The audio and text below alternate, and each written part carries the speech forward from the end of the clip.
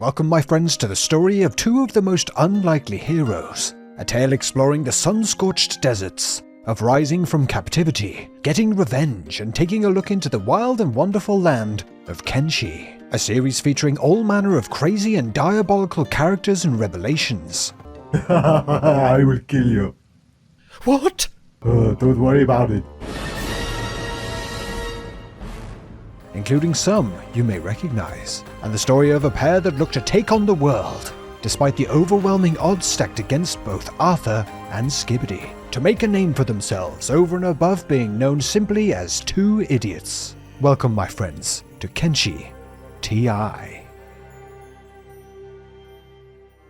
We rejoin our crew working diligently away at the Shinobi headquarters, after trekking across nearly the entire continent to hone their skills, putting the Shinobi clan's training equipment to good use, getting ready for the trials and conflicts ahead. Striking back at the Holy Nation for their tyranny will require everything they've got after all. The wounds caused by the shackles still stinging Arthur and Skibidi's ankles with each step. With a hard day's training behind them, Arthur, Skibidi, and new recruit Wee retire to one of Heft's watering holes to wind down for the night and soak in some local ambience. Hello, sir. After traveling all of the land to see the mighty shinobi, one does work up a thirst. Oh yeah, where did you come from? We have come all the way from Squin.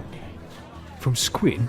You do know you could have just, gone down the road to the hub to see the shinobi, right? It's like a 10-minute walk. What? The hub. They've got HQ in there as well, and it's just down the road. Oh God, he's going to be so angry. I don't know what you're saying. Silly human, no, what are you saying? I don't understand a word. Silly human, no. You there? I hear from a little birdie you're looking to take down the Holy Nation. Yes, well, that's the idea. Do you know, boy, how many times I've heard someone say that? To even begin, you must know what that entails. You would have to take down 3 of their highest-ranking officials. High Inquisitor Valenta, High Inquisitor Celta, and the High Lord Phoenix himself. Do you think your little ragtag bunch are up to such a task? I do. Well, then you must have some of the most fearsome warriors in the land. Well, we very well may have. No, silly human, no, I can't hear you. Yes, well, sounds like it. Good luck to you. I have a feeling you're going to need it. I can only think of one other person that would be anywhere near crazy enough to take up that mantle. And they are, well, far from here. Thank God. Wandering to turn in for the night after Skibidi in particular making a complete ass out of himself. You are not a sheck, you are a pointy, nosy human. Arthur could not help but ponder the words of the old man, and how, if at all, they stood a chance taking down the Holy Nation's leaders. A task that would have a great impact on the world, due to one of Kenshi's most immersive mechanics hidden under the surface. The world state system allows for players' actions to have large consequences within the game's world. Taking down the head of a tribe and leveling settlements will lead to other rival groups overthrowing their land and installing new regimes, with key players ranging from bandit leaders with a handful of scruffy scavengers, to holy lords perched atop a throne surrounded by their elite guard. Revenge would be a near impossible task, and would change the face of this land forever. But these 3 were just crazy enough to attempt it. Well, these 3, and this mysterious other the old man spoke of. With the morning came the time to put in place their next move. We, living up to her namesake once again, was tasked with whizzing across the land in search of this mysterious one mentioned the night before, whilst Arthur and Skibidi would turn their attention to both making some cats, as well as a name for themselves among the United Cities whose territory they resided, with, as it happens, there being quite conveniently a task suited to achieving both simultaneously. That being bounty hunting, but beginning first by getting some new gear, as wearing the armor picked up from their defeated foes was starting to bite back, with the occasional group recognizing the outfit and wanting revenge for their fallen comrades. After Skibidi putting together some cash, flexing some of the skills learned while enslaved by the Holy Nation in our previous episode, whilst Arthur attempted to figure out the advanced nuances of sleeping in a bed, the 3 finally had some passable equipment. Without a moment to lose, we headed out on her mission, and the lads headed across the local pubs and police stations to inquire and sift through the available bounties in the area, with nearly all appearing to be quite simply a little above their pay grade. But after taking what they had learned from the shinobi and honing their skills in combat as well as sneaky sucker punching, even if they had to do it in their pants like they had forgotten their kit for gym class, the two, after leaving the police station of Brink, settled on 2 bounties that they would take on to put their skills to the test, all the while having a sinking feeling that they had forgotten something.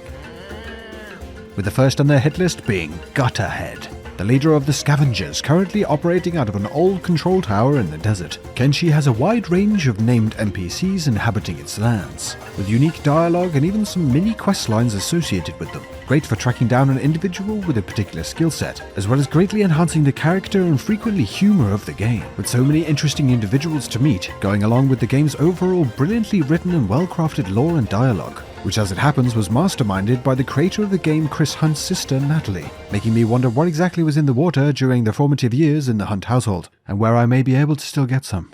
Gutterhead was firmly in our unlikely hero's crosshairs, so after a lot of training the time was right to show the main players of the land that we meant business, making me wonder how Wee was doing on her mission to find that mysterious adventurer. Is there anyone out here not naked and mental? Cheesecake! Okay. Arthur and Skibbity's mission got underway. Valiantly the pair geared up and headed out to their target. Valiantly they blasted through the desert towards the old control tower. Valiantly they picked the lock and stormed the building. And valiantly they ran away flailing wildly after getting their asses completely handed to them. Licking their wounds, it struck them both that a full-on assault was not going to lead anywhere but an early grave. A more subtle plan was required, so after picking up some lighter gear and waiting till the darkness of night, they both headed out once more, carefully sneaking into the back of the compound. Gutterhead was surrounded by his lackeys in a 2-story compound swarming with bandits, and would take a healthy dose of cunning to capture. So Arthur began running through the plan, detailed to the letter to give them as strong a chance as possible, and most of all ensure that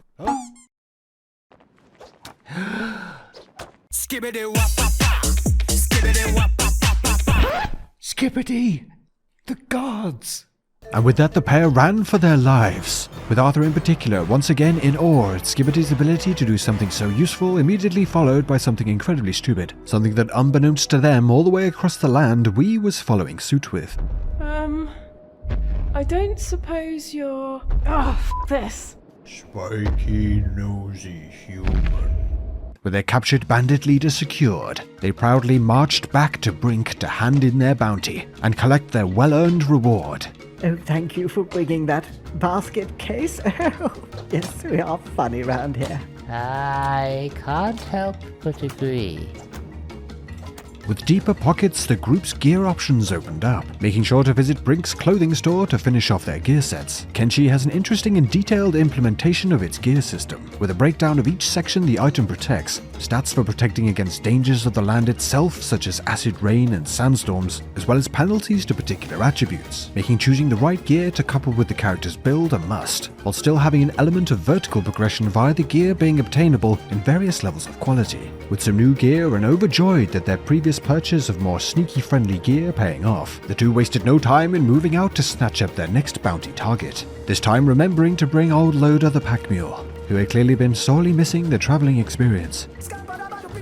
Our next destination would be the sleepy settlement of Morn, and the wanted criminal within, that according to her bounty poster is named Blue Eyes, a master of disguise, and has been swindling the masses out of countless caps, making me wonder if the pair were there to capture her or give her a high five.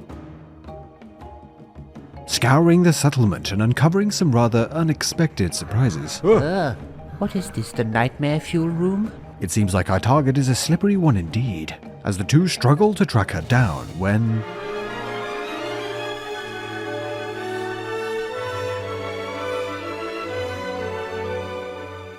Don't even think about it. But the ruthless desert has no time for love at first sight today, as upon waiting for sundown, the pair creep into Blue Eye's quarters and surprisingly effectively claim their second bounty. Girlfriend delivery? That's not even funny.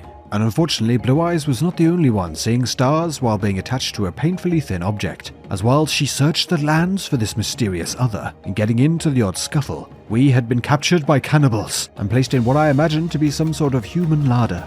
Lame. But then, as is so frequent with Kenshi, the situation developed, with an unknown warrior appearing and swinging wildly at the camp of cannibals. Taking the golden opportunity, we quickly picked the lock and her bindings, and bolted to freedom, vowing to track down that warrior one day to thank them for their bravery. Yeah, right. Well, okay then, vowed to maybe give him a fist bump sometime. Ha! Are you kidding me? Fine. Vowed to do bugger all because fuck that guy. You got it. Returning to our dynamic duo, busy scuttling back across the desert in the dead of night, it wasn't long before they reached Brink once again, and returned to the police station yet again victorious to hand in their bounty. Skibbity wait. I need to say goodbye. What? Literally never seen you before in my life. Oh, well, yes, that's a good point. Arthur, you need to get out more. If you keep talking like that, it's going to be love at first bite. It had been an incredibly successful pair of outings for the two, and filled with newly found courage and confidence, both agreed that before the dismantling of the Holy Nation's top runners begins, to clear up some unfinished business. Barreling across the land, blood pumping and vengeance filling their hearts, not stopping for a second, fueled only by the burning desire to get back at those that had recently wronged them, all the way to the slave camp of rebirth once more. Right, what's the plan? Me? What? No, I thought you had something in mind. Oh, don't tell me we ran all the way here for no reason. Well, I won't tell you if you don't ask me. Wait. While we're here... Big thing! Oh, bloody hell!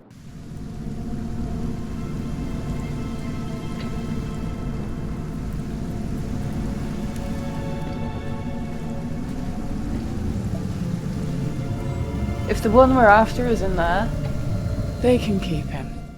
Their first week of freedom had been highly eventful to say the least, as the three gathered back at a local bar in Brink to catch up and reflect on their adventures so far. Okay, I'll go first. We managed to get 2 bounties, which was good, while failing at other things. There was confusion, combat, and a little bit of love. Not like that. How about you, Wee? I ran around the entire island, got chased by everything in it, and somehow got captured by cannibals. And you're still here. That's a victory, right? Although it would have been nice to track down that mysterious warrior. Ladies and gentlemen, I have arrived. Oh God, that's not who I think it is it? Well, well, well. The plot thickens, and as with the first episode, there is just so much more to uncover with this RPG. So if you're interested in seeing more of our ragtag gang's journey for justice, let me know by dropping a like on the video. Either way, thank you so much for watching. More on the way soon.